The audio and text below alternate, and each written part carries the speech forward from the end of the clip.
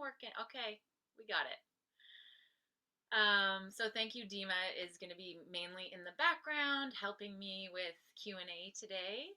And so I'm just going to get us started. So what are we going to actually accomplish in an hour?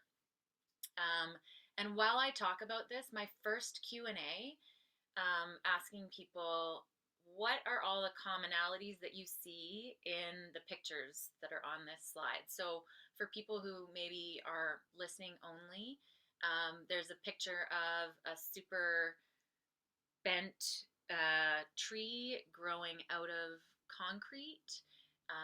There's a picture of kind of a new forest. There's a dandelion coming out of the cement, and some grass growing super impossibly right out of just plain sand. So my first Q&A is, what is the common denominator with all of those things? So as you're thinking about that, I'm going to talk about what we're going into today. So the first thing I'm going to do after this is a land acknowledgement and talking about who the heck I am, so you know who you're talking to.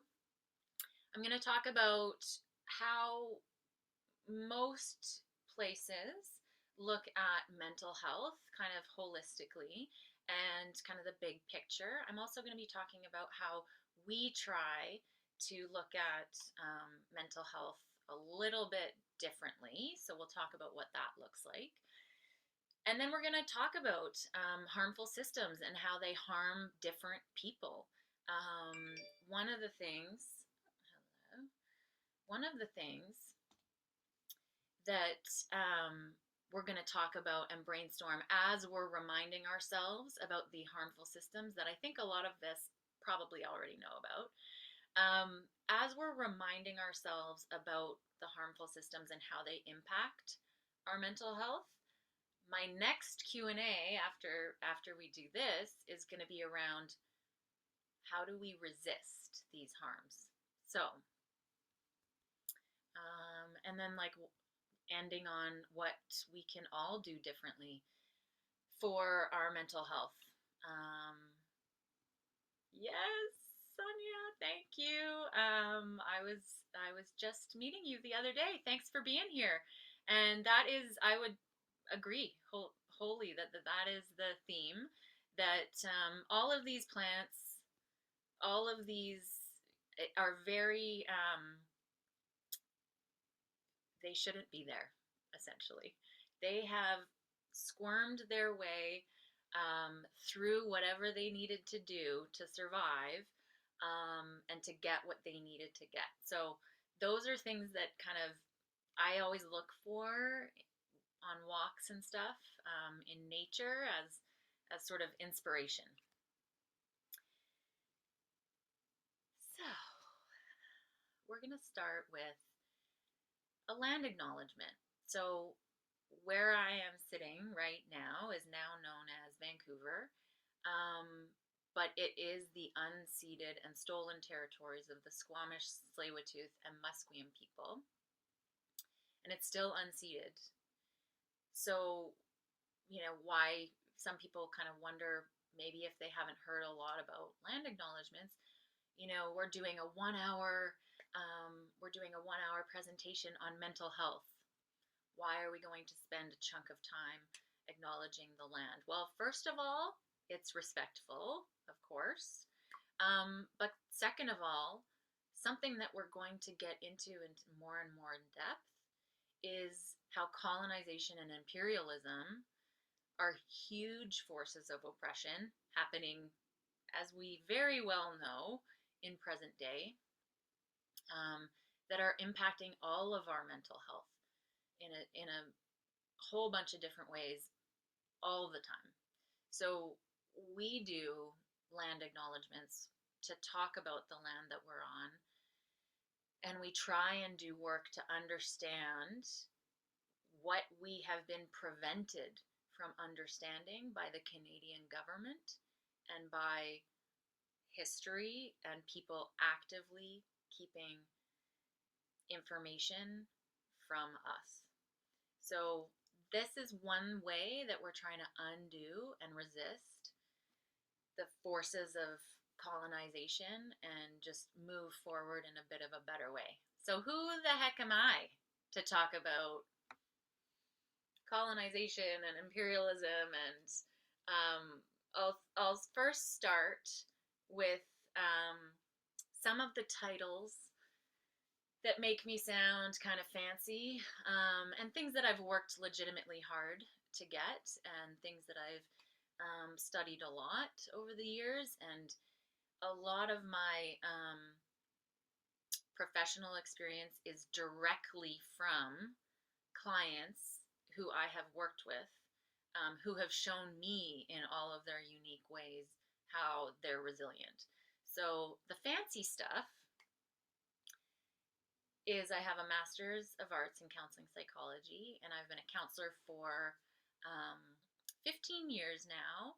I started in the domestic violence field and worked my way into concurrent disorders, addiction, and mental health, working with a lot of people who have struggles with addiction. It was a surprise to me, probably not a surprise to you, but most of those people have trauma struggles. So over the years, I got my master's degree in counseling psychology. I'm a registered clinical counselor, so that means I'm licensed to practice in BC.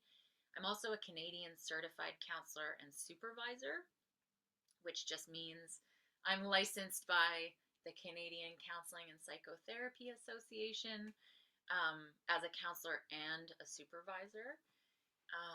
So over the last 15 years, done a lot of school and a lot of extra training, like being trained in EMDR, which is a type of trauma therapy called eye movement desensitization reprocessing. It's a doozy.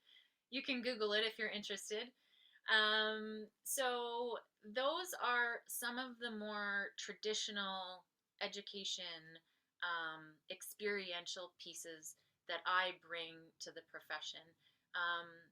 I'll speak to the difference, though, and what I would like to change about the mental health profession. And that was actually my start in the domestic violence field, and then specializing in supporting people who are survivors of sexual violence and sexual trauma.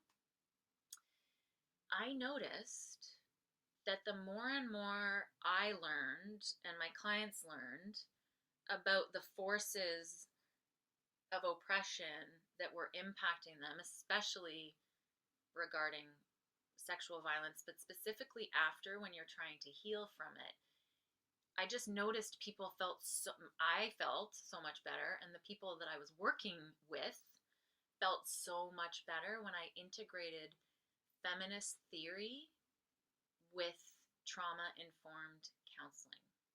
So that's the other piece that I've done quite a bit of study in. I've done some study and gotten some training and supervision in feminist therapy and feminist supervision. So I'm going to talk a little bit about what the heck that is, but that's a little bit about my professional background. Secondly, I'm just weird. I don't know how to say it.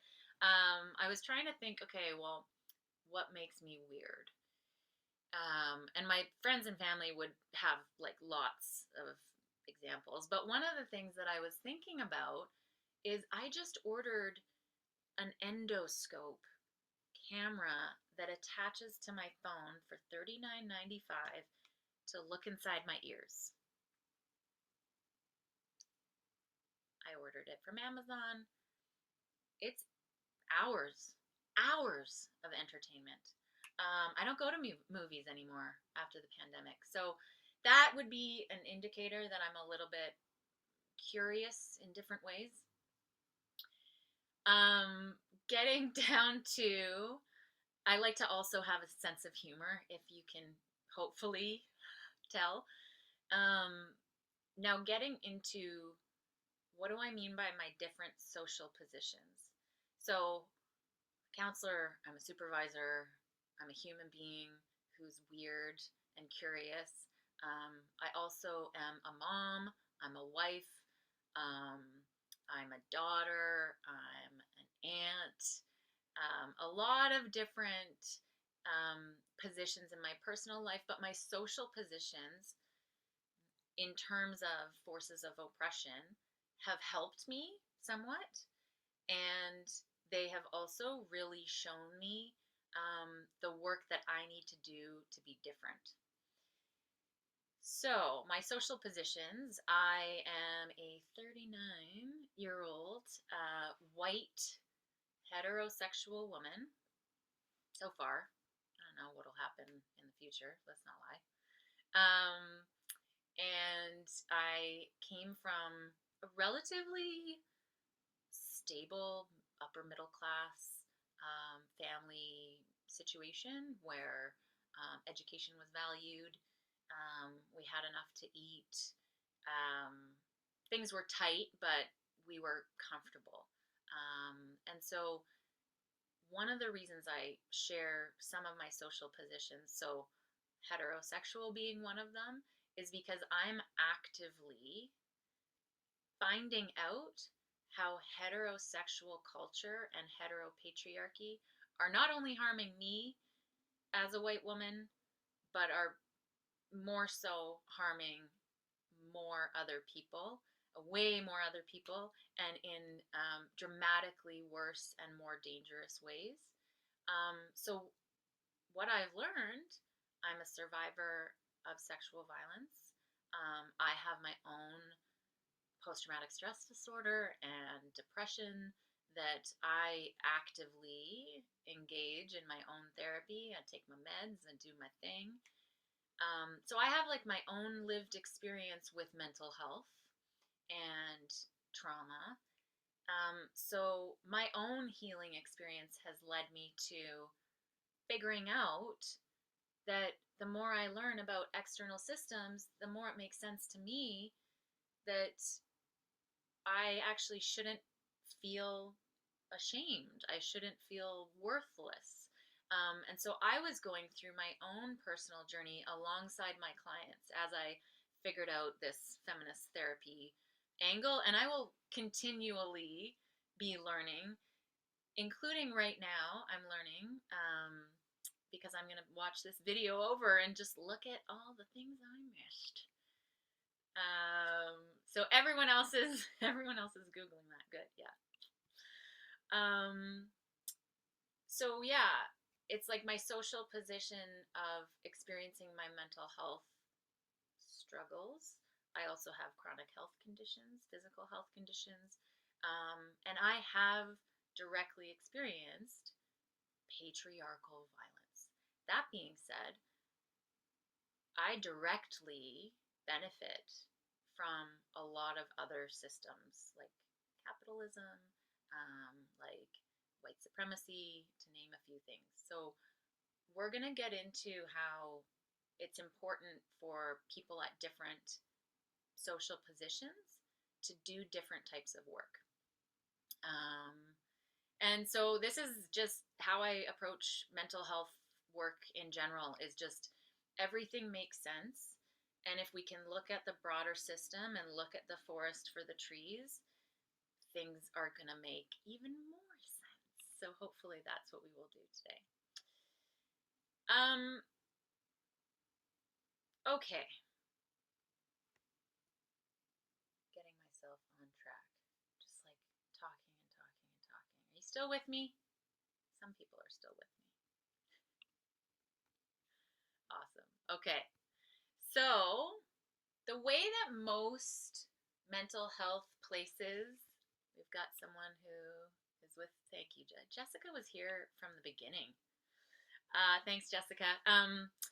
The way that most places in mental health, most practices, and even government mental health organizations, most places use a holistic model of mental health, which means counselors and mental health professionals are supposed to look at your biology, your physical health, and potential impacts to your mental health that might be coming through your physical health.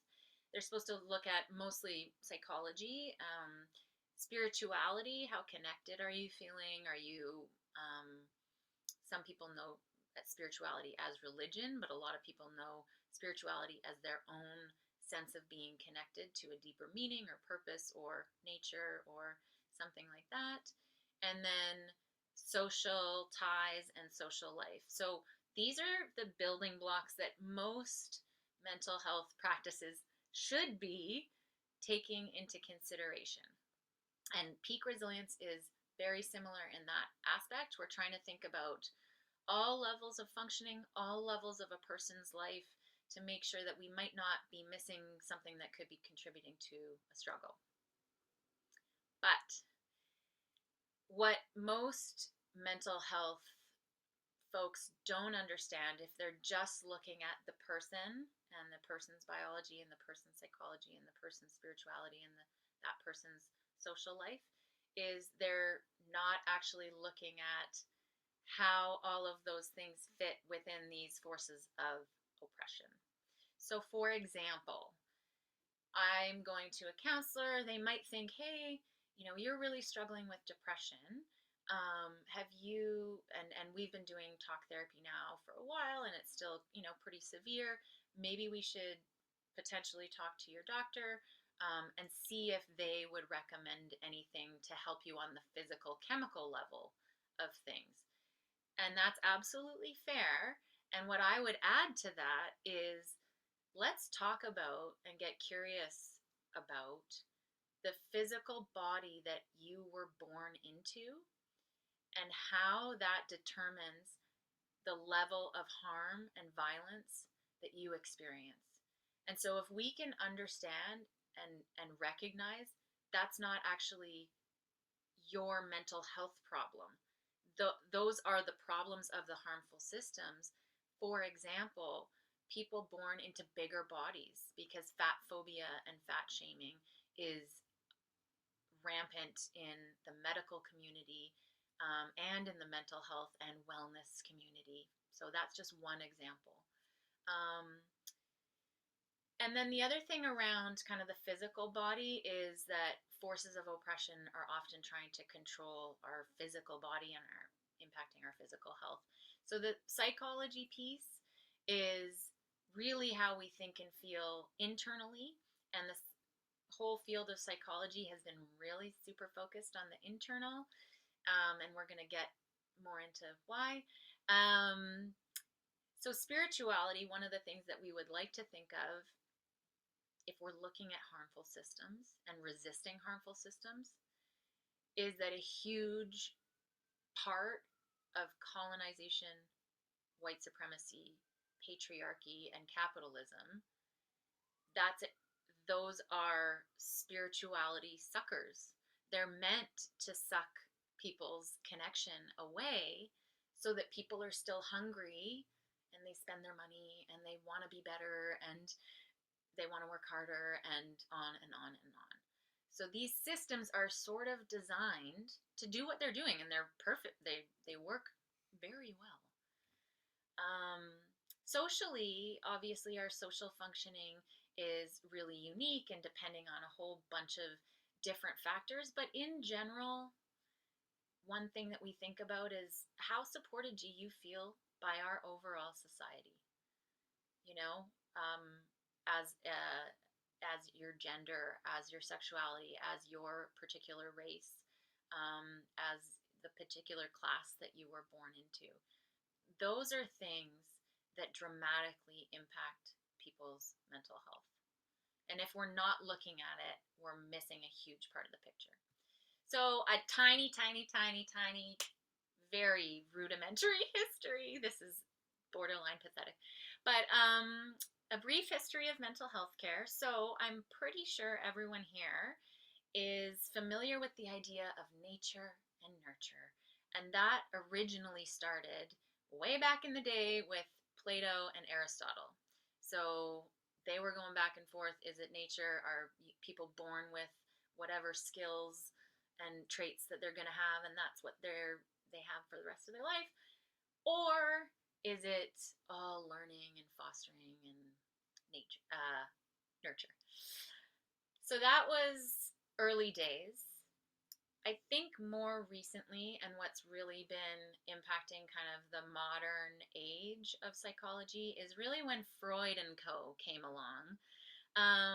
So late 1800s, early 1900s, um, Sigmund Freud popularized the idea of psychoanalysis, and a whole bunch of great work came after that, legitimately great work.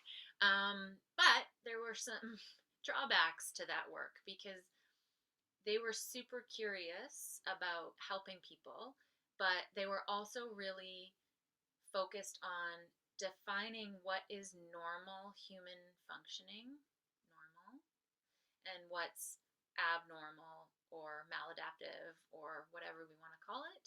Um, and coincidentally, um, Sigmund Freud and a lot of his buddies in the early days kind of noticed that the normal kind of human functioning model looks like a upper middle class white man.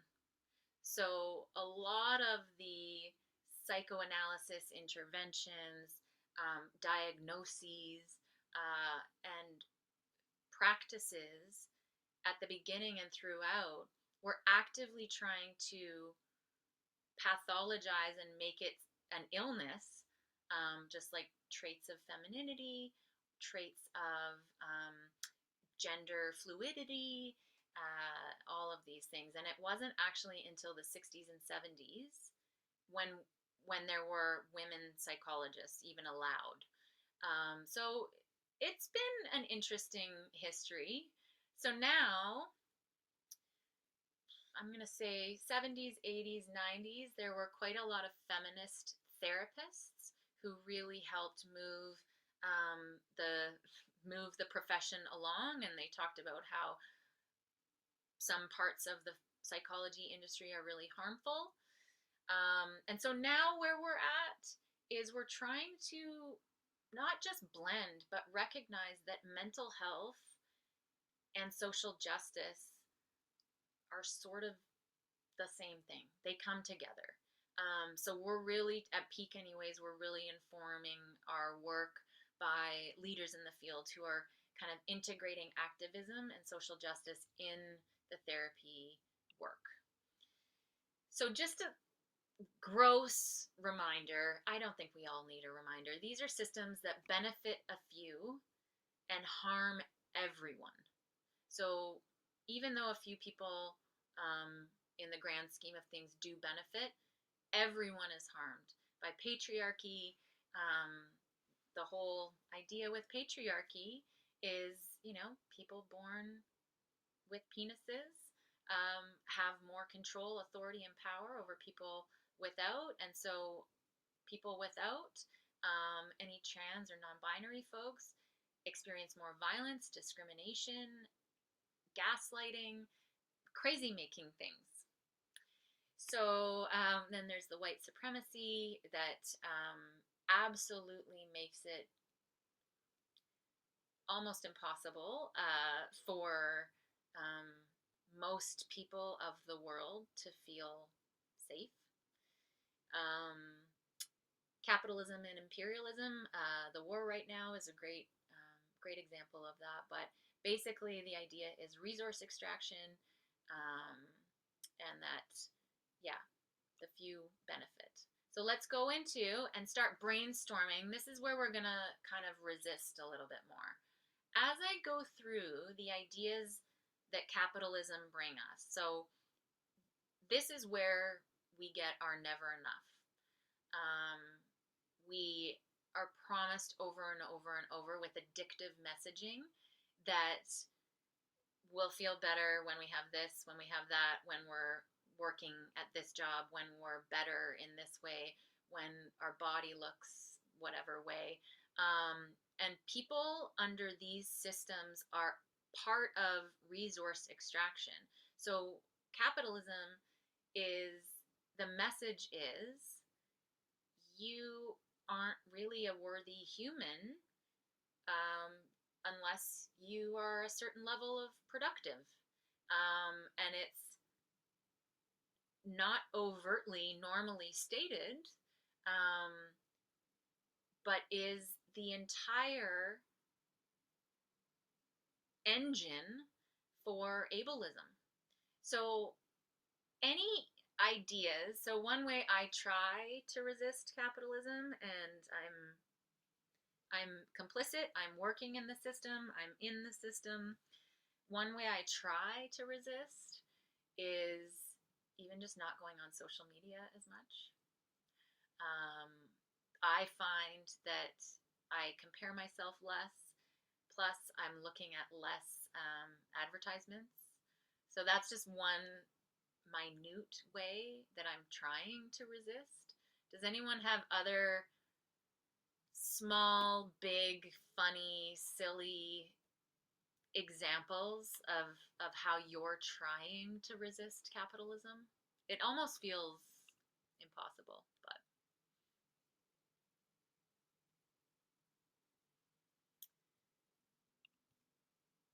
yeah, it's impossible too. Oh, make my own clothing, love it. Um, oh, Amazon. Yeah, I was on Amazon and was bought my ear camera. That was my problem. Nice. Gratitude.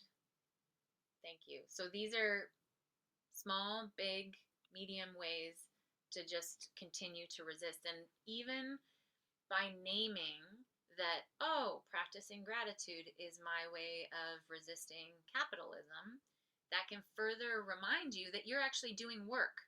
You're working when you're practicing your gratitude. You are resisting. So patriarchy, another fun system that we are going to start brainstorming. Oh my god, Andrea, I love this example. Andrea sent glitter to the Russian embassy to tie up their admin all day, wondering what happened. That is a way to resist capitalism and imperialism. Thank you, Andrea. So as I'm chatting about patriarchy and you're potentially being triggered by this awful comic, um, I want you to think about sneaky ways that you actively resist patriarchy. Patriarchy being the value of domination over care and collectivism. Patriarchy is a system that is puts men at the top of the power and ability, and it really is the overt and covert hatred and violence to women and any people who don't identify as cisgender male. The other side of things is, as we all know, we have men in our lives. I have lovely men in my life, and men who have internalized patriarchy are trained from the time they are boys to discount their own vulnerability, and instead of meeting their vulnerability with compassion and care, they're trained to discount it and harm themselves and or others. And that's one of the reasons why the suicide rates for men are the highest, completion rates. And I feel extremely passionate about this. Obviously, as a woman, I'm affected by patriarchy in a whole bunch of different fun ways. Um, but you might be able to hear, because it's bath time in my house, and my son is trying to get up the stairs. My 4.5-year-old lovely boy and my amazing husband, who's trying to wrangle him, trying to get up here, not happy with me, with mommy, that I'm working. But the reason I'm so passionate about this is because I am raising a white man, and I'm living with a white man, and I come from a white man, and I have a lot of passion about feminism being for everyone.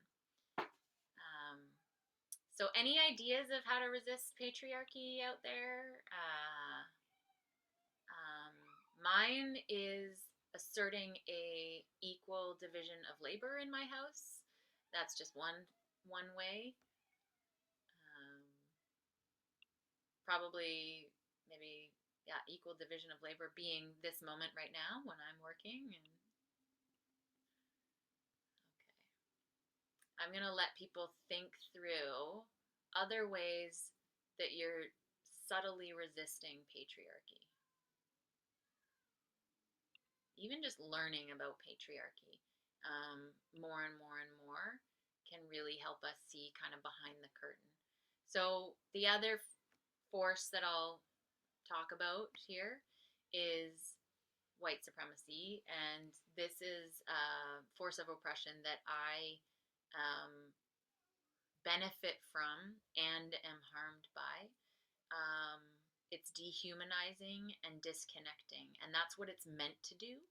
Um, White supremacy, which is the idea that lighter skin colors are more superior to others, was actually created specifically.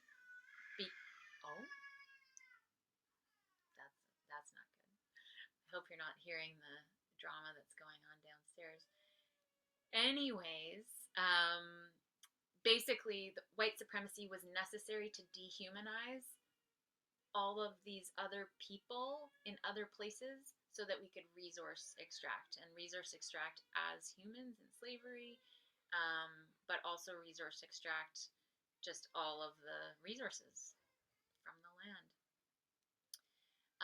The other thing about white supremacy is it disconnects people who are white, me, from any cultural identity or heritage separate from their whiteness.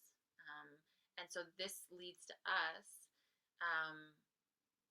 appropriating other people's cultures and not having our own sense of belonging.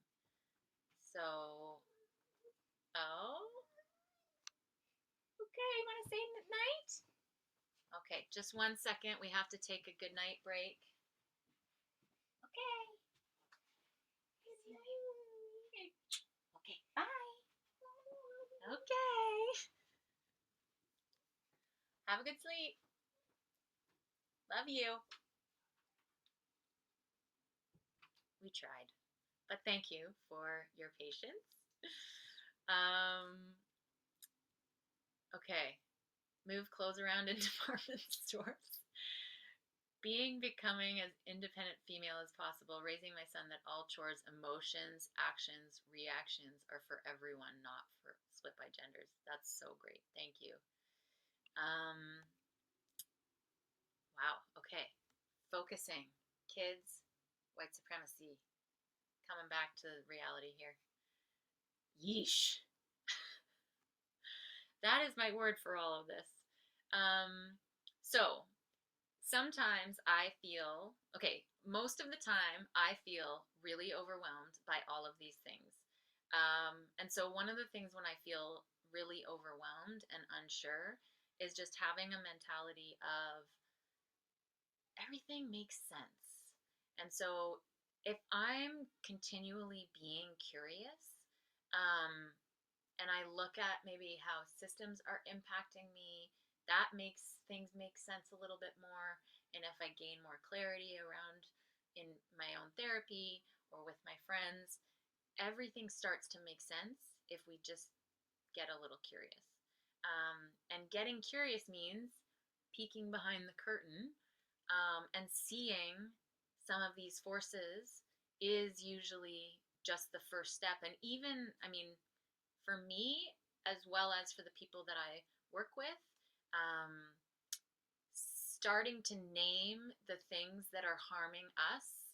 So, me naming the fact that I am being harmed by an unequal distribution of labor. And my husband and I both work, and I am noticing that I am being harmed. If I can actually notice that that is part of patriarchy and part of oppression and part of the world working against me, because that's literally what it is after generations and generations and generations, I start to actually feel like, oh, so there's nothing majorly wrong with me. Okay, so once I start getting a little bit of this idea that there's systems that are making me feel certain ways, um, the more I can understand those systems, the more I have power to resist them.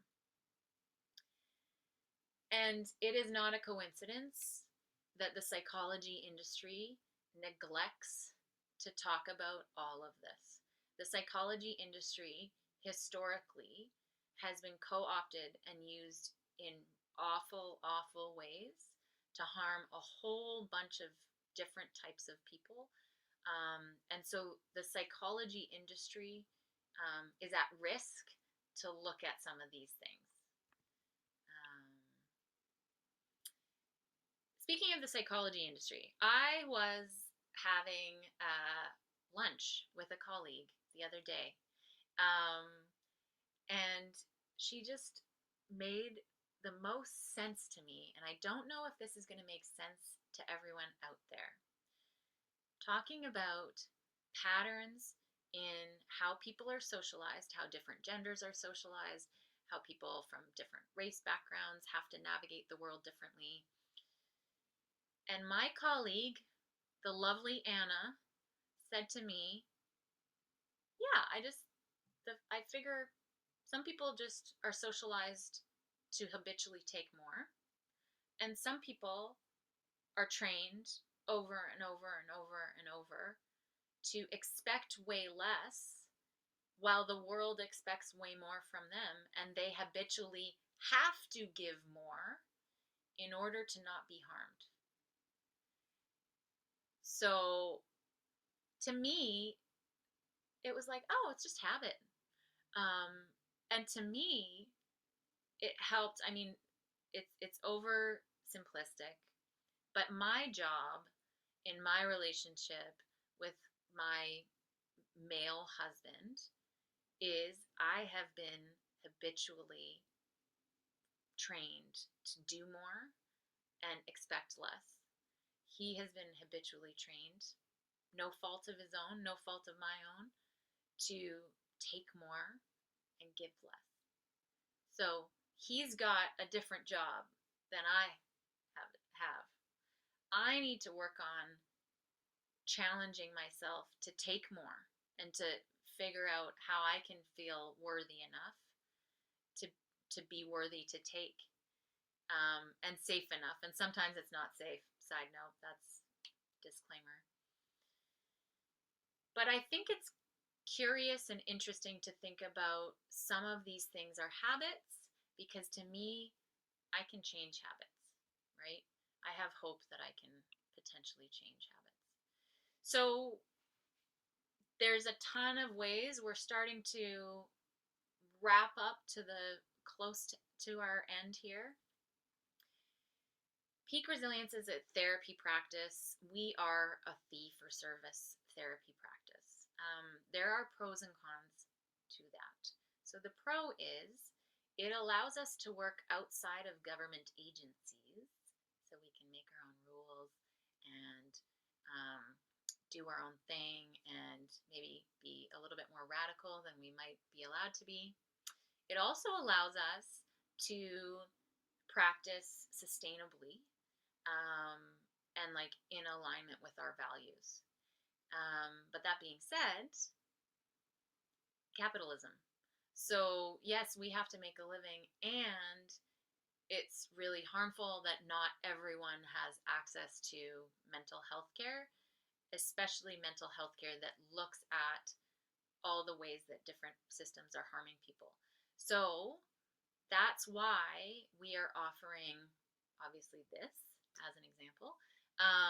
But we offer free groups. One of the groups that we are currently running right now is a group called Living in Color. And it's a support group for women of color by women of color. And what Peak does is Peak invests in paying our team to provide free services for the community. So that's how we're trying to offset the fact that we're fee for service and that it's not accessible to a lot of people. Um, we also have a lot of low cost counseling options that I'm going to go into a little bit more. And then outside of mental health, the thing that I think is the coolest is when people can start talking about these systems. It's happening more and more and more because the goal of these systems is to not have us talk about them. The goal of these systems is to operate buffering in the background. So the more we can talk with our friends in our communities as groups about these topics, the better. The better our mental health, the better our future. And so the other thing about kind of free services or providing things for our community is stay tuned after this.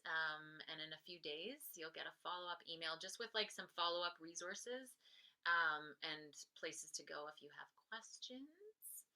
Um, so before I go into a little bit more about the group that we have that I'm very excited about, I'm going to talk a little bit about how we work because we're really very focused on being in alignment with our core values and actually walking the talk. So some of our core values, one is joy, which is we like to have fun. We like to see the beauty in sometimes the hard things. And we enjoy our office space. We, invest in a welcoming environment. Social justice is obviously one of the biggest pieces of the work we do. And as a white, hetero, cisgendered woman, I am constantly unlearning all of my programming and constantly learning new programming that feels dramatically more expansive to me and less dehumanizing. And growth is one of our values at Peak. So there's pros and cons to being a bigger team. And one of the ways that we benefit from having a bigger team is we have a huge amount of collective wisdom and a bunch of diverse lived experiences and trainings on our team. And we all grow together. We really believe in vulnerability because we're human beings. So we lead with our authenticity. So when you see a counselor, you'll be talking to a human, not just a clipboard. We try as much as possible to stay current and continue learning. And this is, I don't know how to do this. Let's not lie. I try to go for emotional sustainability, but I'm burning out. Is anyone else out there burning out? Okay, so we aim for emotional sustainability. So one of the things that I'm extremely excited about is the new group program that we're running. So it's 12 weeks, it's once a week, and the hourly rate is about 1/6 the amount of individual counseling. So our groups are 2 hours a week for 12 weeks, starting on April 3rd, Sunday mornings. So with coffee and in your sweatpants on Zoom. And basically, as a group of around 6 to 12 people, we're going to work on, everyone's going to have their different goals and struggles and things that they're striving towards.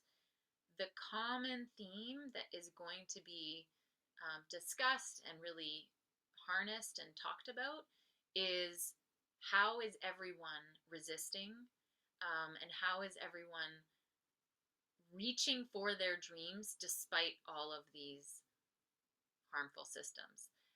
And one of the things I find really exciting about feminist therapy is we get really curious about how people are ingenious ways people are resisting and kind of going around curves and sneaking around patriarchy. So the reason why I'm so excited about this as well is people are going to be able to witness each other doing that work, which is going to amplify the effects. The other thing I'm really excited about is Geetika, our practicum counselor, who is from India and has a clinical experience in India before coming to Canada, is going to be co-facilitating with me all 12 weeks. And then we are thinking about having cameo appearances from different counselors on the team to co-facilitate, to kind of jump in, to maybe come in for a topic.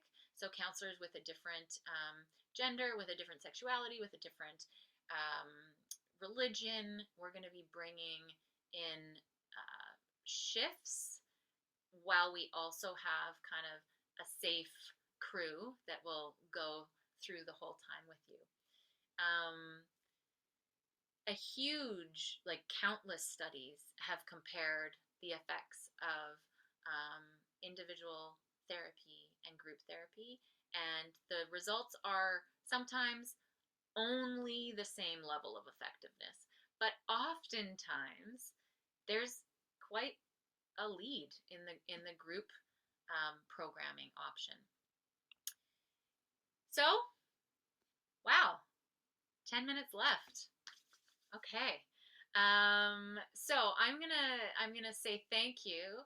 The reason I use this picture of a squirrel is because this is what I feel like in my body right now. Squirrel.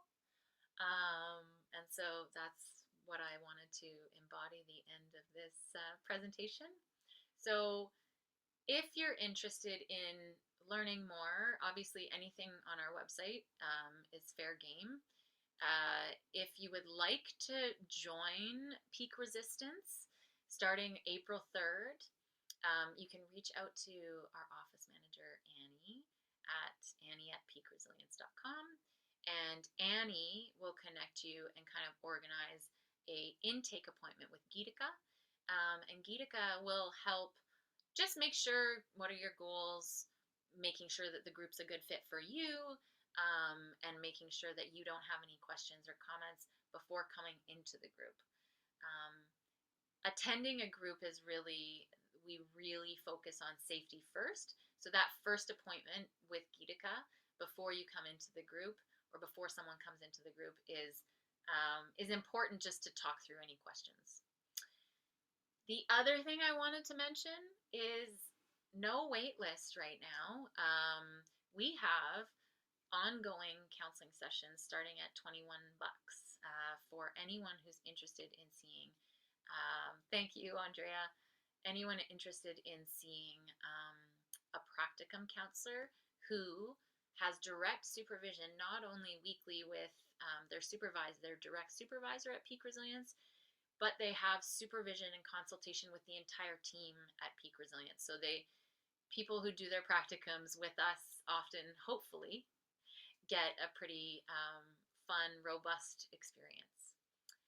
So this is outlining some of our free or lower cost programming and different ways you can look at the mental health industry and try to understand how to resist forces of oppression, as opposed to only focusing on maybe stuff that you change internally within yourself. Having a balance is usually a little bit better. So that I'm 7 minutes early. Do we have any questions that people have in the chat right now before we sign off for the evening? Maybe I'll be able to get in for a quick goodnight kiss with the kiddo. Any questions? Dima, I'm going to check in with you. You can unmute yourself, but you don't have to put your camera on because it's late. And do you have any questions, or do you think that I've forgotten anything? I think you did amazing. I want to go back in the little chat box. It looks like Grace earlier made a comment around, I think, like fighting capitalism. And it looks like Grace said, deleting my Facebook account was a problem for my family at first. Now I call people more. So, I love that. Thank you. I missed that one. And then Jessica, thank you, asked how much of the group sessions will cover racism and harm from it. So, the group sessions, there will be 12 of them.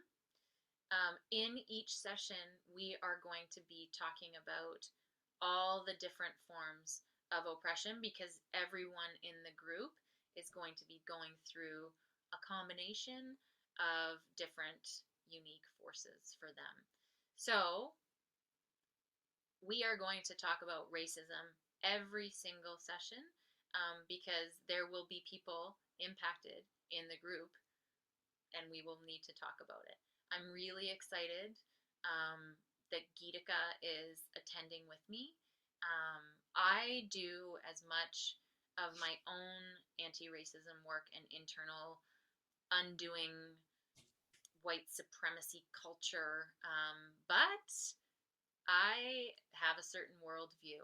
So having other people on our team with a different lived experience, like Geetika and other folks who might just do little cameo appearances, are the way that we're going to counteract my lived experience as the main facilitator.